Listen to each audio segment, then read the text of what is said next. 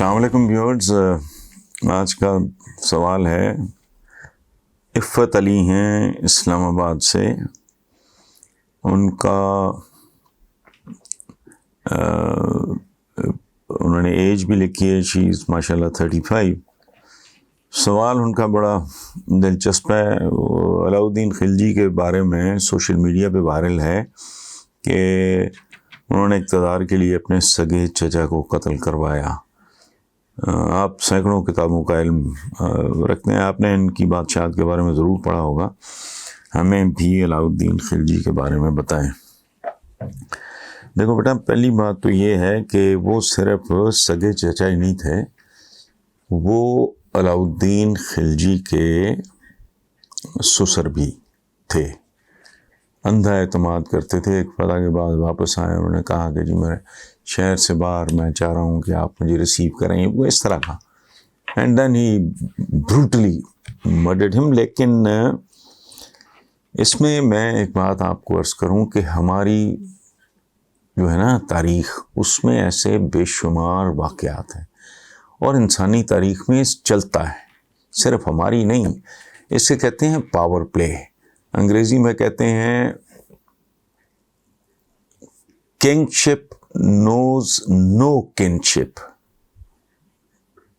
بادشاہ رشتوں میں بلیو نہیں کرتے. اچھا، اقتدار کسی کا یار نہیں ہوتا، ٹھیک ہے، تلوار کسی کی دوست نہیں ہوتی. اس لیے یہ بنی نوع انسان کی تاریخ، بیٹوں نے باپ مار دیے، باپوں نے بیٹے مار دیے، اور عزیز ترین بیٹے مار دیے. آپ دیکھو مثلاً جو greatest, one of the greatest کہنا چاہیے، آٹومنز ہیں، جو سلطنت عثمانیہ، جنہوں نے 3 کانٹیننٹس پہ حکومت کی، 600 پلس سال، 650 سال کے قریب. ان کے عظیم ترین بادشاہ پہلے تو سلطان محمد فاتح ہیں، جنہوں نے قسطنطنیہ فتح کیا، جو فتح کے بعد استنبول کہلایا اور دنیا کے خوبصورت ترین شہروں میں سے ہے. تو سلطان محمد فاتح، اور ان کے بعد جو بہت بڑے سلطان سمجھے جاتے ہیں وہ ہے سلمان دی میگنیفیشنٹ. یہ میگنیفیشنٹ میں نہیں کہہ رہا، گوروں نے کہا تھا. اور گورے، اچھا اردو میں اس کو کہتے ہیں سلمان علی شان، one of the greatest sultans of Ottoman empire. تو وہ ان کو، جو ترک کے لوگ تھے اس زمانے میں، ترکی کے لوگ تھے، وہ ان کو کہتے تھے سلمان قانونی. اور ویسٹ ان کے بارے میں یہ کہتا تھا کہ جہاں سلمان کے گھوڑے کی ٹاپ پڑ جائے وہ علاقہ اس کا ہو جاتا ہے. اتنا زبردست سلطان، یعنی ایک طرف قانونی، دوسری طرف جنگجو اتنا بڑا. اس نے اپنا عزیز ترین بیٹے تو اور بھی مروائے، عزیز ترین بیٹا وہ مصطفیٰ.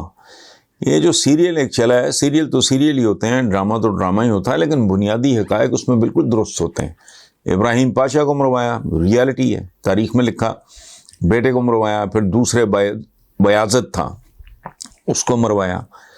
اور یہ پوری تاریخ سلاطین کی جو ہے آٹومنس کے، وہ اسی طرح باپوں، بیٹوں، چچاؤں، بھائیوں وغیرہ کو مروانے کی ہے. کچھ نہیں. ایک چیز کہلاتی تھی ان کی زبان میں، ان کے عہد میں، قفس.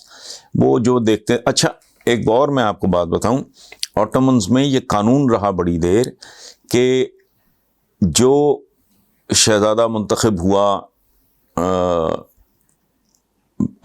سلطان بننے کے لیے، اس کے علاوہ سب کو مروا دو.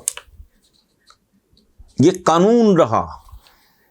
اچھا، اس کے پیچھے لاجک کیا تھی کہ یار بالآخر تو کسی ایک نے آگے آنا ہے اور باقیوں نے ویسے ہی مارے جانا ہے. لیکن سلطنت کمزور ہوگی، 5 4 6 شہزادے آپس میں ٹکرائیں گے، فوجیں لوکلی سپلٹ ہو جائیں گی. لوکل جو فوج ہوگی، اپنی فوج، اسی میں سے ہی ہوگا نا. کوئی میرے ساتھ ہو گیا، کوئی آپ کے ساتھ ہو گیا، کوئی شہزادے آپس میں ٹکرائیں گے، اپنی ہی فوج ہر طرف سے مرے گی، بچنا پھر ایک نہیں ہے، تو خود ہی مار دو سارے. یہ قانون رہا. تو اس کے بعد آپ مغل امپائر دیکھ لو. جب ظہیر الدین بابر جو بانی ہیں مغلیہ سلطنت کے، حالانکہ مغلیہ بولیا تو نہیں ہے، وہ ترک ہیں basically, Babur was a Turk, اور ترکی بولتے تھے وہ گھر میں. تو جب وہ کم عمری میں یتیم ہوا، عمر شیخ مرزا ان کے والد تھے بابر کے، وہ ایک حادثہ کوئی اس طرح کا نہیں، کبوتر خانے سے وہ گر گیا اور یہ اور وہ سارا. اینی وے، تو چچاؤں نے، اس کے بھائیوں نے، باقی رشتہ داروں نے جینا عذاب کر دیا بابر کا. اچھا، بابر کے اپنے بیٹوں نے آپس میں کیا نہیں کیا. ہندال تھا، ایک عسکری تھا، ایک کامران تھا، ہمایوں تھا. اور بابر نے حالانکہ اس کو نصیحت کی تھی کہ یار ان پہ ظلم نہ کرنا. ہمایوں لاڈلا تھا. پھر وہ شیر شاہ سے شکست کھا کے وہ بھی مسلمان وہ بھاگا. پھر وہ ایران کے صفویز کی مدد سے واپس آیا. شیر شاہ مر چکا تھا، بیٹے نالائق تھے، اس نے دوبارہ قبضہ کیا.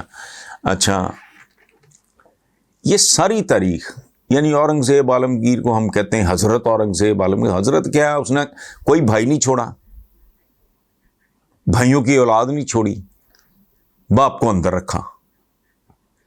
تو یہ سارا تھرو آؤٹ اگر آپ دیکھو کہ شاہ جہان کے بیٹے سارے سب قتل ہوئے. دارا شکوہ دیکھ لیں، مراد دیکھ لیں، یہ جتنے بھی تھے آپس میں لڑ کے مارے گئے. تو یہی حال صفویز کی تاریخ اتنی بھیانک ہے جس کا حساب ہی کوئی نہیں. ارلی ڈیز آف اسلام دیکھو، خارجی مسلمانوں میں سے ہی پیدا ہوئے تھے نا.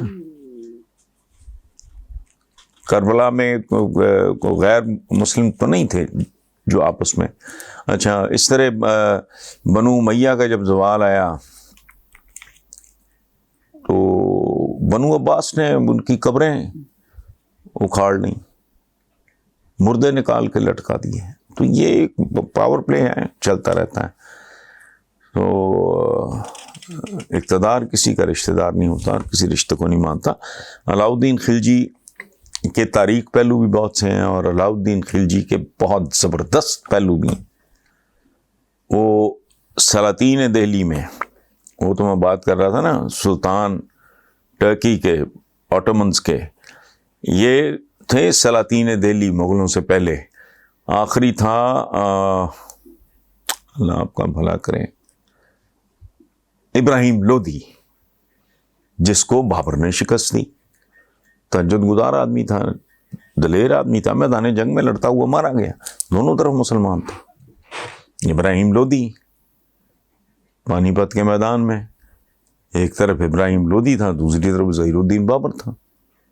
تو یہ تصادم. اچھا، پھر ایک اور بات آپ دیکھو، Amir Timur, one of the greatest conquerors, وہ جو انسانی تاریخ کے عظیم ترین فاتحین میں سے، واریئرز کہہ لو، فاتحین کہہ لو، کانکررز کہہ لو، جو بھی ہیں، اس نے جا کے بایزید یلدرم کو، ترکی میں وہ کبھی ہارا ہی نہیں تھا، اس نے جا کے بیڑا غرق کر دیا اس کا، مارا گیا، شکست کھا گیا. تو یہ سیاست کو کبھی اس طرح نہ دیکھیں، یہ بڑی بے رحم اور سفاک ہوتی ہے.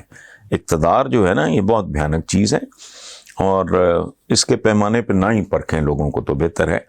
باقی علاؤالدین خلجی ایک بہت کامیاب اور اعلیٰ پائے کا حکمران ثابت ہوا تھا، اس میں کوئی شک نہیں.